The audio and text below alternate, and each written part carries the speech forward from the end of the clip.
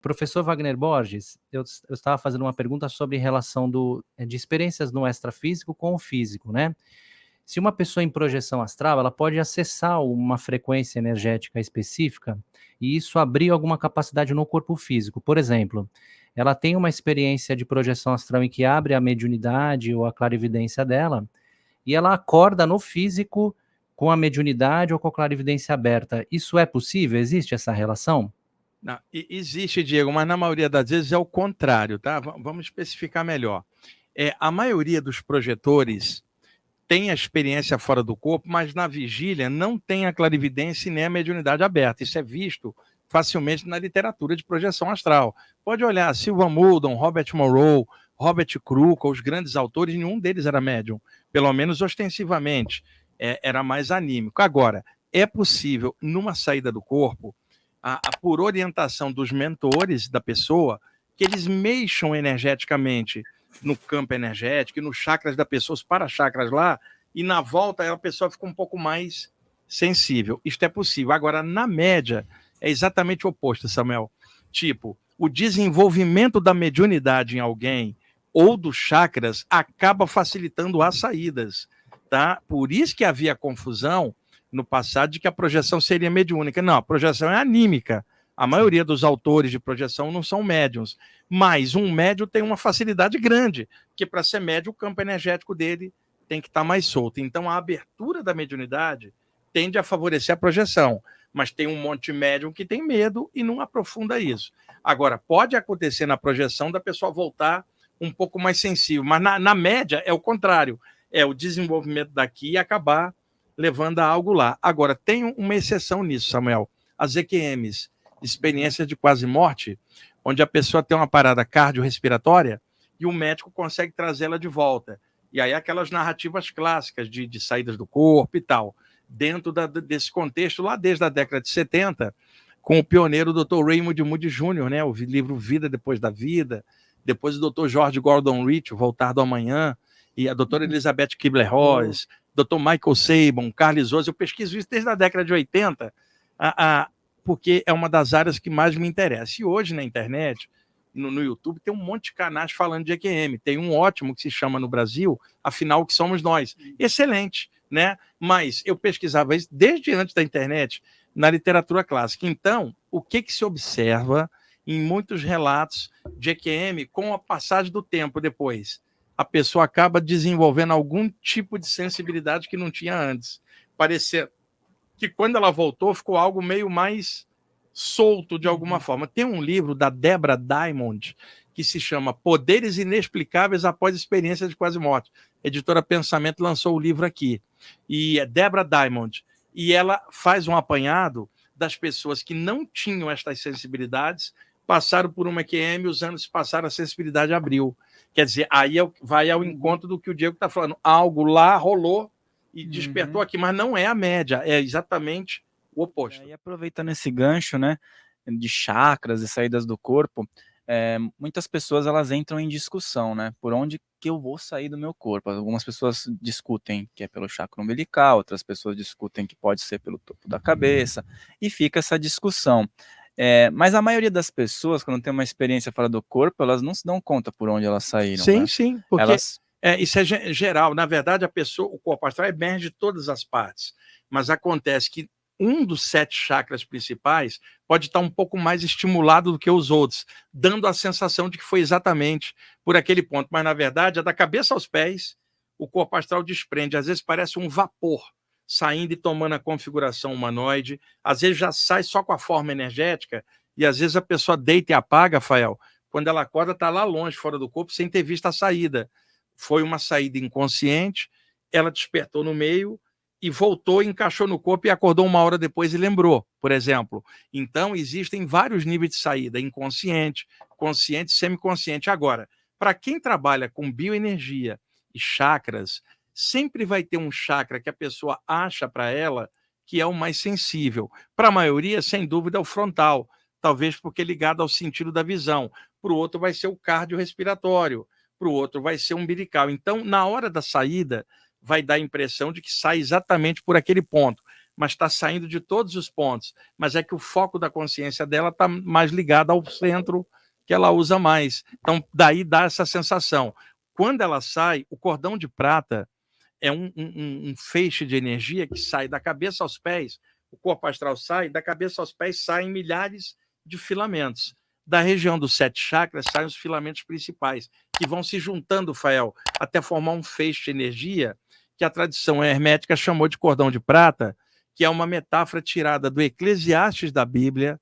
Lá o pregador, que era o sábio Salomão, sob pseudônimo, quem quiser conferir, é Eclesiastes capítulo 12, versículos 6 e 7, onde o pregador diz que na hora da morte rompe-se o cordão de prata, o espírito sobe ao céu, o corpo desce à terra, significando que havia um elo que se romperia na hora da morte. Séculos depois, os ocultistas chamaram de cordão de prata tirado do Eclesiastes, mas não é uma corda nem é de metal, está de sacanagem. É um feixe de energia que se projeta. Então, na hora que esse feixe se projeta, da região dos 7 chakras, sempre vai ter um feixe maior, um filamento maior, levando a pessoa a achar que o cordão de prata está saindo dali, mas ele está saindo de todas as partes. Então, um autor vai falar, eu vi saindo do peito. O outro vai falar, eu vi saindo da barriga. E o outro vai falar, eu vi saindo da cabeça. Então, pode variar o ponto em que a pessoa percebe, mas sai de todas as partes. Agora, olhando de conjunto a literatura de projeção astral, 80% dos relatos vai mostrar na cabeça. Não significando que é só ali, sai de todas as partes. Isso é importante. E outra coisa, às vezes a aura dilata, dando aquela sensação de balonemã, e a pessoa se sente flutuando como um todo. Raramente ela vai falar, eu saí por chakra tal, porque a sensação ela é muito geral, tá? E muita gente acabou confundindo isso. Alguns autores falaram, mas sai daquele ponto que eu vi, mas o outro viu de outro lugar. Porque pode ter alguém que tem saída do corpo, mas não tem visão de conjunto. Acha que toda saída vai ter o padrão dela, pro resto do universo, quando cada um é de um jeito. Por isso, o estudo de conjunto, para a pessoa entender na média como é que aquilo acontece. Oi, eu lembrei de uma situação com o Wagner há anos atrás, quando estava estudando, né, saídas do corpo, de eu ter perguntado para ele uma vez que quando eu estava começando o processo, eu me pegava com muito medo. Quando eu saía, eu estava fora do corpo, eu tinha medo de morrer. Ou então, nessas mesmas situações, quando eu controlava aquele medo de morrer, eu ficava tudo escuro, eu não conseguia enxergar nada. E eu lembro de ele me trazer, né, a consciência do quê? De que, na realidade, eu estava tentando abrir os olhos físicos, né, e estava tentando respirar com um corpo onde não tinha mais o corpo físico. E isso fez a total diferença para mim no processo. Então, dentro disso, Wagner, quais são essas outras situações que a gente entra aí de forma equivocada e que está impedindo a gente de continuar o desenvolvimento dentro das saídas, ou até que faz com que a gente fique com medo e interrompa esse processo? Boa pergunta. São vários fatores, né? Primeiro, o condicionamento cultural nosso, que nega qualquer realidade extrafísica. Segundo, ideias de terror implantadas na infância, tipo, por exemplo, o Zaoma, a figura do capeta, do diabo, já como condicionamento, a pessoa começa a ter medo de algo invisível desde a da infância. Ou medo de espíritos, por exemplo. O medo da morte, ele é diferente do medo de morrer. O medo de morrer é biológico. É o instinto de sobrevivência. O medo da morte é inserido na mente, por cultura. E o que a gente fez? Criou no imaginário popular uma caveira com uma foice e uma mortalha. E não tem nada disso do lado de lá. Não vai vir uma caveira desencarnar você, Samuel, que é um evento da natureza normal, já desencarnou quantas vezes aí ao longo da... Então não vai vir uma caveira para ceifar a sua vida, mas tem gente com medo disso, que aí é medo da morte enquanto ideia. Isso aí precisa liquidar, porque é pura manipulação cultural. Então, o que ocorre? Na hora da saída, o metabolismo está mais baixo, as ondas cerebrais estão mais baixas, eu estou considerando o sono. Eu não estou considerando as alternativas de uma saída do corpo por um evento mediúnico, por exemplo, ou durante a meditação. Eu estou pegando durante o sono. E por que isso? Pode conferir na literatura internacional de projeção. 99% das saídas do corpo rola durante o sono, porque é o momento que a pessoa se permite mais horas de relaxamento, mas pode ocorrer num transe mediúnico, pode ocorrer durante a meditação, mas não é a maioria. Eu estou pegando pela média. Então, na hora que bate o medo, o metabolismo estava baixo, as ondas cerebrais baixas, o campo energético abriu e a pessoa vai ter um dos sintomas projetivos, a catalepsia, a paralisia, ou a dilatação da aura, ou estado vibracional. E aí bate o medo, seja por não conhecer esses sintomas, ou a mente, mesmo a pessoa estudando, ela fala, eu estou sentindo uma vibração, ou estou sentindo minha aura dilatar, eu estou estudando isso, e se alguma coisa me pegar? Veja, a mente dela entra e sabota, isso é autossabotagem na hora, e aí a adrenalina dispara no corpo, acelera, ela é travada de volta. E o que a Marisa está falando para mim ali é no caso, muita gente narra isso, você está fora do corpo e não consegue enxergar. E aí a pessoa, pelo condicionamento da forma humanoide, fala, tem que abrir os olhos. Que olhos? Os olhos estão embaixo no corpo. Mas o pensamento de agir com o corpo espiritual, como ela agiria com o corpo humano, aí dá uma agonia, ela é puxada para dentro do corpo. Por que isso acontece? Durante a saída do corpo, o campo energético do corpo, chamado duplo etérico, ele dilata, formando uma cúpula de energia de 4 a 6 metros em volta do corpo humano. Então, Samuel, se você está projetado 2 metros acima do corpo, tecnicamente você está fora, mas não está fora do raio de ação daquele campo energético. Eu passei muito isso na adolescência. Sair do corpo, ficar preso aqui sem conseguir me soltar do raio de ação até eu descobrir o que era. E eu descobri isso num autor, que era o Sylvan Joseph Muldon, que junto com Hillward Carrington, você tem o livro ali, publicou o livro em 1929 na América do Norte, o clássico Projeção do Corpo Astral. E ele foi o primeiro cara a narrar esse campo que ele chamou de faixa de atividade do cordão astral, era o nome que ele usava.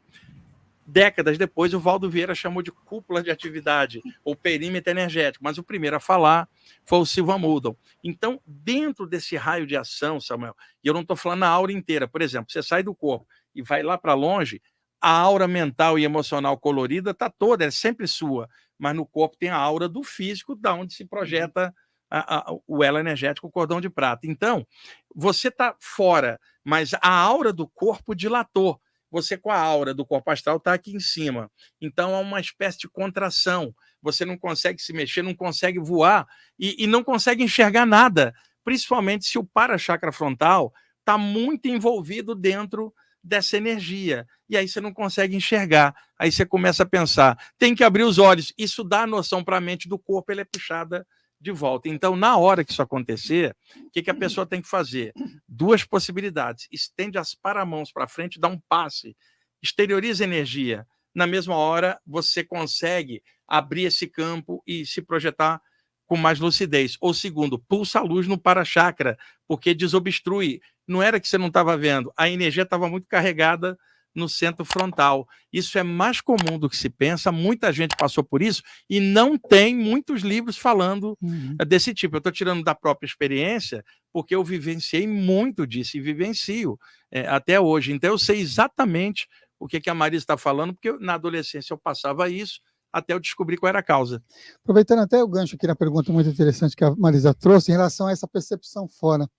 No caso dela, tudo escuro. E aquela pessoa pode estar em experiência e ver tudo claro, mesmo sabendo que é noite, que está fora do corpo. Sim. De noite, e ver tudo claro como se fosse exatamente. dia. Exatamente. Porque para você enxergar um objeto aqui, você depende da reflexão dos fótons, as partículas de luz num objeto que reflete, seus olhos captam os impulsos luminosos, seu cérebro decodifica as imagens, você fala, estou vendo.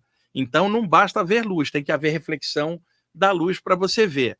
Samuel, desde o momento que você está fora do corpo e o corpo está de olhos fechados, não tem como o corpo enxergar nada, está no escuro e, além disso, os olhos estão fechados. Você está aqui em cima. Na hora que você sai, tem uma espécie de claridade natural em tudo, que não posso comparar isso com a visão daqui, porque não depende da reflexão da luz. Agora, se o chakra da testa não tiver bem legal, pode dar uma sensação de obscuridade ou que não consegue enxergar, mas existe uma claridade natural, você sabe que é noite ou dia, mas há uma espécie, sabe como é que os ocultistas chamaram isso? Luz astral. A palavra astral, popularizada pelo grande Paracelso na Suíça no século XVI, a palavra astral vem do latim astrum, estelar, estrelado, uma coisa que não é física, ela é astral. Depois os ocultistas passaram a usar muito a palavra astral, e no século XIX havia um ocultista, na primeira metade do século XIX, que publicava material em aberto, que era muito considerado na época que era o Eliphas Levi, que era o pseudônimo do abade Louis Constant, que tinha sido um padre que foi excomungado da Igreja Católica porque gostava de cabala e de ocultismo. Então ele passou a publicar livros, todos traduzidos aqui no Brasil, na época pelo Círculo Esotérico da Comunhão do Pensamento, lá, décadas atrás do século XX, depois pela editora Pensamento. Os livros Chave dos Grandes Mistérios, História da Magia, Dogma e Ritual da Alta Magia, eu tenho todos. E eu lia isso com 17 anos, para você ter uma ideia. E ali, o Eliphas Levi era o cara que popularizou o nome luz astral na França. Depois dele vieram o pessoal da Ordem Martinista, Papi, Stanislas de Guaita e grandes autores. Então, o termo luz astral era usado para designar essa claridade interpenetrante a tudo. Quando a literatura de projeção astral surgiu no século XX, outras pessoas tendo saída começaram a narrar, mas já fora do contexto ocultista. E aí já se narrar que havia uma luminosidade natural, e aí isso se torna normal nessa área. Excelente, você acabou de assistir a mais um corte da TV Consciência Próspera. Espero que tenha gostado. Caso tenha interesse em assistir o episódio completo, clique no link na descrição deste vídeo. E se você quer receber mais conteúdo sobre desenvolvimento pessoal, espiritualidade e autoconhecimento, se inscreva aqui no canal. Gratidão e que as melhores energias cheguem até você.